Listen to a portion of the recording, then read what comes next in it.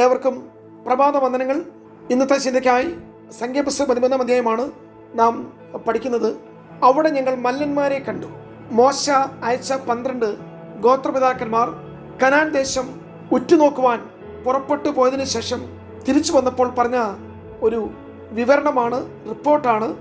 ഞങ്ങൾ അവിടെ മല്ലന്മാരെ കണ്ടു. There we saw the giants. ദൈവം തന്നെ ജനത്തിന് നൽകുവാൻ വേണ്ടി മാത്രം നീക്കിവെച്ച പാലും തേനും ഒഴുകുന്ന സ്വസ്ഥതയുടെ ദേശം. ആ ദേശത്തെക്കുറിച്ചുള്ള ഒരു ഭൂരിപക്ഷ അഭിപ്രായം, പ്രമാണിമാരുടെ നിഗമനം, ആ ദേശം കൈവശമാക്കുവാൻ കഴിയുകയില്ല. അവിടെ ഞങ്ങൾ മല്ലന്മാരെ കണ്ടു. ഞങ്ങളവിടെ ഉറപ്പുള്ള കോട്ടകൾ കണ്ടു. ഞങ്ങളവിടെ അധികായകന്മാരായ ശക്തന്മാരെ ഞങ്ങൾ കണ്ടു. ദൈവം നൽകാമെന്ന് പറഞ്ഞ വാഗ്ദത്ത ദേശം ഈ മല്ലന്മാർ കാരണം പിടിച്ചടക്കാൻ ഒരിക്കലും കഴിയുകയില്ല. 10 പേരുടെ അഭിപ്രായം ഒന്ന് തന്നെയാണ്. എന്നാൽ ജോഷുവയുടെയും കാലേബിൻ്റെയും റിപ്പോർട്ട് മറ്റൊരു തരത്തിലാണ്. 10 പേരും സാഹചര്യം കണ്ടു, കാഴ്ചകൾ കണ്ടു, അവിടുത്തെ കോട്ടകൾ കണ്ടു, അനാക്യൻ്റെ പുത്രന്മാരെ കണ്ടു, ആ ദേശത്തിലെ മല്ലന്മാരെ കണ്ടു, പ്രതികൂലങ്ങൾ കണ്ടു, എതിർപ്പുകൾ കണ്ടു.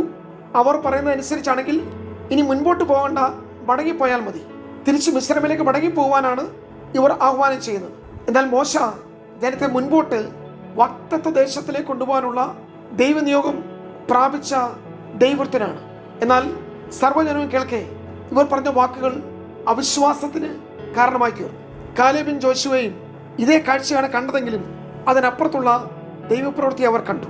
വാഗ്ദത്തങ്ങൾ വിശ്വസ്തനായ ദൈവത്തെ അവർ കണ്ടു. സർവശക്തനായ ദൈവത്തിൻ്റെ വല്യമത്വത്തെ അവർ കണ്ടു. ഇവിടെ മുഴുകിക്കെട്ട അവിശ്വാസത്തിൻ്റെ സ്വരം നമുക്ക് കഴിയുകയില്ല എന്നതാണ്. എന്നാൽ വിശ്വാസത്തിൻ്റെ പ്രതിധ്വനി എന്ന് പറയുന്നത് നാം ചെന്നത് കൈവശമാക്കുക എന്നുള്ളതാണ്.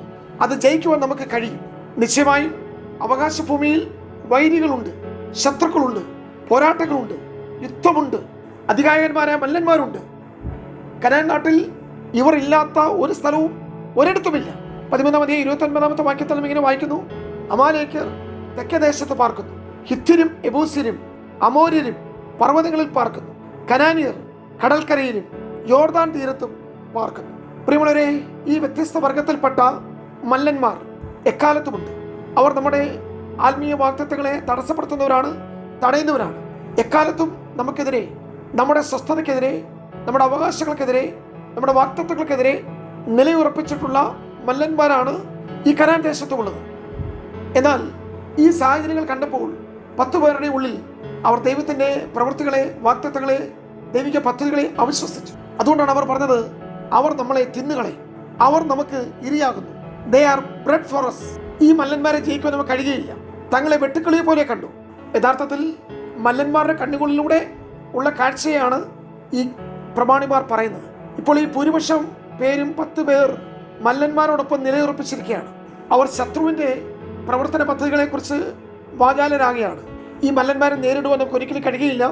ഈ കോട്ടകൾ പിടിച്ചെടുക്കാൻ കഴിയുകയില്ല. യുദ്ധം ചെയ്താൽ നാം ജയിക്കുകയില്ല. നാം പിന്മാറിപ്പോകും, നാം പരാജയപ്പെടും. ഈ ദേശം കൈവശമാക്കാൻ ഒരിക്കലും നമുക്ക് കഴിയുകയില്ല എന്നാണ് പ്രിയമുള്ളവരെ സംഭവിച്ചത്. ഭൂരിപക്ഷം പേരും വിശ്വസിച്ചതും പ്രഖ്യാപിച്ചതും കഴിയുകയില്ല, അസാധ്യമാണ്, നടക്കുകയില്ല, ജയിക്കുകയില്ല, ലഭിക്കുകയില്ല, ദേശം കൈവശമാക്കിയില്ല, എല്ലാം ഇല്ല ഇല്ല ഇല്ല എന്നാണ്. അവർ സാഹചര്യങ്ങൾ കണ്ടു, കോട്ടകളുടെ വലിപ്പം കണ്ടു, മല്ലന്മാരുടെ പൊക്കവും ശക്തിയും കണ്ടു, അനാക്യപുത്രന്മാരുടെ വലിപ്പവും ഉയരവും അവർ കണ്ടു, ശത്രുനിരയുടെ ശക്തിയും ബലവും അവർ കണ്ടു. എന്താണ് സംഭവിച്ചത്?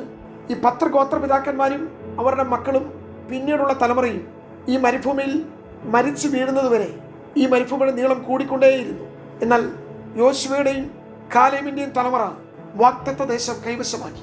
അവിശ്വാസം പറഞ്ഞ, നിരാശയുടെ വാക്കുകൾ പറഞ്ഞ, ദൈവപ്രവൃത്തിയെ സംശയിച്ച ഒരു തലമുറ മരുഭൂമിയിൽ പട്ടുതീർന്നപ്പോൾ യോശുവയും കാലേബും അവർ ആയുസ്സും ആരോഗ്യവും ദീർഘായുസ്സും പ്രാപിച്ച് 85-ാമത്തെ വയസ്സിൽ മലകൾ പിടിച്ചു, കോട്ടകൾ പിടിച്ചു, താഴ്വരകൾ പിടിച്ചു, വൻമലകൾ പിടിച്ചു, പാലും തേനും ഒഴുകുന്ന ദേശം കൈവശമാക്കി. പ്രിയരെ, ഈ 10 പേരും കണ്ട കാഴ്ചകളൊക്കെ ശരിയാണ്. പക്ഷെ അതിനപ്പുറത്ത്, ഈ അതിരിനപ്പുറത്ത് ഈ 2 പേർ ആധാരം കണ്ടു. അതിന് കണ്ടവർ കോട്ടകൾ കണ്ടു, ശക്തന്മാരെ കണ്ടു, പോരാളികളെ കണ്ടു, ശത്രു സൈന്യത്തിൻ്റെ ബലത്തെ കണ്ടു. എന്നാൽ യോശുവയും കാലേബും ദൈവം അബ്രഹാമിന് വാഗ്ദത്തം ചെയ്ത ഈ വാഗ്ദത്ത ഭൂമിയുടെ ആധാരം കണ്ടു. ആധാരം അബ്രഹാമിൻ്റെ കയ്യിൽ കൊടുത്തിരിക്കുകയാണ്. അളന്ന് തിട്ടപ്പെടുത്തി എടുക്കുവാൻ തക്കവണ്ണമുള്ള ഈ വലിയ ഭൂപ്രദേശം, വാഗ്ദത്ത കനാൻ, സ്വസ്ഥതയുടെ ദേശം, പാലും തേനും ഒഴുകുന്ന ഈ പ്രോമിസ് ലാൻഡ്, അതിൻ്റെ ഒറിജിനൽ ആധാരം അബ്രഹാമിൻ്റെയും ഇസ്ഹാക്കിൻ്റെയും യാക്കോബിൻ്റെയും കരങ്ങളിൽ കൂടി മോശയുടെ കയ്യിൽ എത്തിച്ചേർന്നു. അത് കണ്ടിട്ടാണ് യോശുവയും കാലേബും പോയത്. അവർ പോയത് കോട്ട കാണാനോ വൻമല കാണാനോ പോരാട്ടങ്ങളെക്കുറിച്ച് പറയാനോ പരാജയങ്ങളെക്കുറിച്ച് വിവരിക്കുവാനോ അല്ല അവർ പോയത് ഇത് കൈവശമാക്കുവാൻ നമുക്ക് കഴിയും, ഇത് പോരാടി പിടിക്കുവാൻ നമുക്ക് കഴിയും, ഇത് അവകാശമാക്കുവാൻ നമുക്ക് കഴിയും.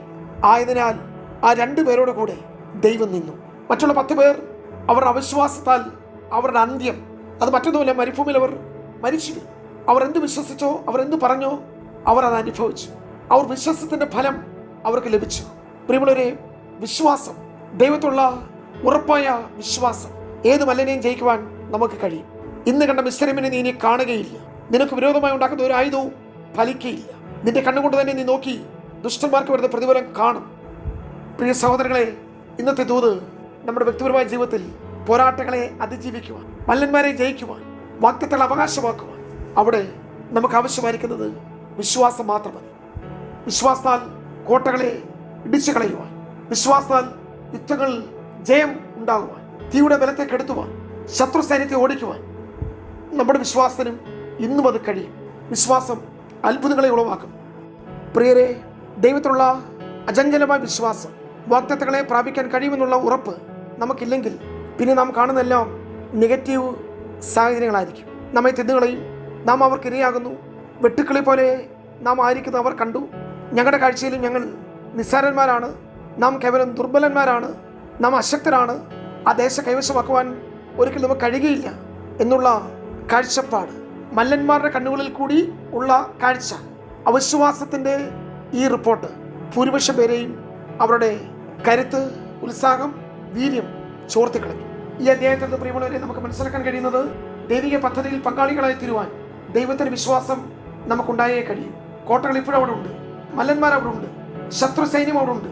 പക്ഷേ വാഗ്ദത്തങ്ങൾ കൈവശമാക്കണമെങ്കിൽ ശത്രുവിൻ്റെ ആരവാരവങ്ങളെ ജയിക്കുവാനും കീഴ്പ്പെടുത്തുവാനും പരാജയപ്പെടുത്തുവാനും നീക്കുവാനും തോൽപ്പിക്കുവാനും കഴിയുന്നതാണ് വിശ്വാസത്തിൻ്റെ കരുത്ത്.